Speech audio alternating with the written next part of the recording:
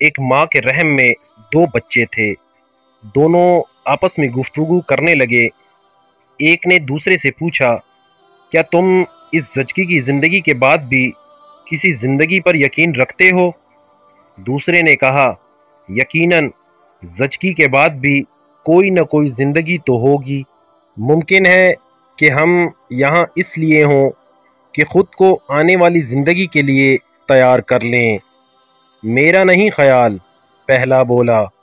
بھلا وہ کس قسم کی زندگی ہو سکتی ہے؟ دوسرے نے کہا، مجھے نہیں معلوم، لیکن وہاں یہاں سے زیادہ روشنی ہوگی۔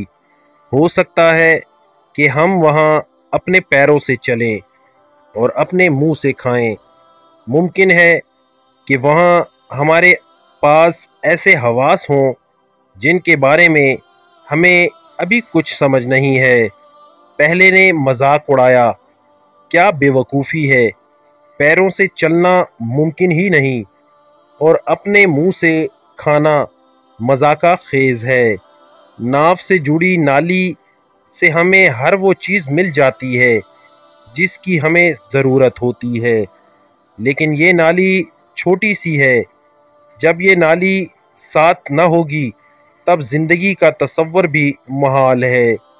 دوسرے نے کہا، بہرحال میرا خیال ہے کہ وہاں کچھ نہ کچھ ضرور ہے، اور شاید یہاں سے مختلف۔ ممکن ہے کہ وہاں ہمیں خوراک کی اس نالی کی ضرورت ہی نہ ہو، اور ہو سکتا ہے ہم وہاں ہوا میں سانس لیں۔ پہلے نے کہا، بالکل فضول، بھلا ہم تو پانی میں ڈوبے ہوئے ہی سانس لے سکتے ہیں۔ پانی کی تھوڑی سی کمی بھی ہو تو ہماری زندگی خطرے میں ہوتی ہے، اور تم ہوا میں سانس لینے کی بات کر رہے ہو۔ اچھا چلو، اگر اس کے باہر بھی زندگی ہے تو کوئی کبھی وہاں سے واپس کیوں نہیں آیا؟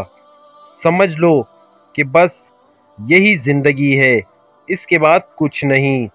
دوسرا بولا، خیر میں سب نہیں جانتا، لیکن مجھے یقین ہے کہ یہاں کی زندگی ختم ہونے کے بعد ہماری ملاقات ہماری ماں سے ہوگی، اور وہی ہماری دیکھ بھال کرے گی۔ پہلا حیران ہوا، ماں؟ کیا تم واقعی ماں کے وجود پر یقین رکھتے ہو؟ ارے اگر ماں وجود رکھتی ہے تو ابھی وہ کہاں ہیں؟ دوسرا بولا، مجھے لگتا ہے ماں ہمارے چاروں طرف ہے، ہر جانب۔ ہم بھی اس کی وجہ سے ہیں۔ اس کے بغیر یہ دنیا جہاں ہم موجود ہیں وجود نہیں رکھ سکتی۔ پہلے نے اعتراض کیا، اگر ماں کا وجود ہوتا تو وہ مجھے نظر بھی آتی، مجھ سے بات بھی کرتی، اتنی چھپ کے نہ بیٹھی رہتی۔ اگر وہ ہم سے اتنا ہی پیار کرتی تو ہم کو ایسے نہ چھوڑتی۔ لہٰذا عقل یہی کہتی ہے کہ ماں کا کوئی وجود نہیں ہے، سب ہمارے دماغ کی پیداوار ہے اور کچھ بھی نہیں۔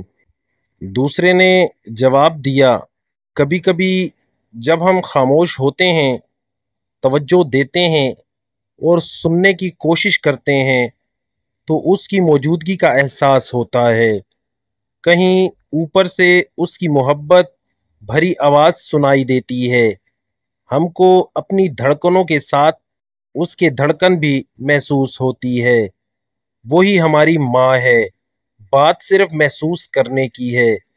دوستوں، کچھ اس طرح کا حال ہمارا اور ہمارے رب کریم کا ہے۔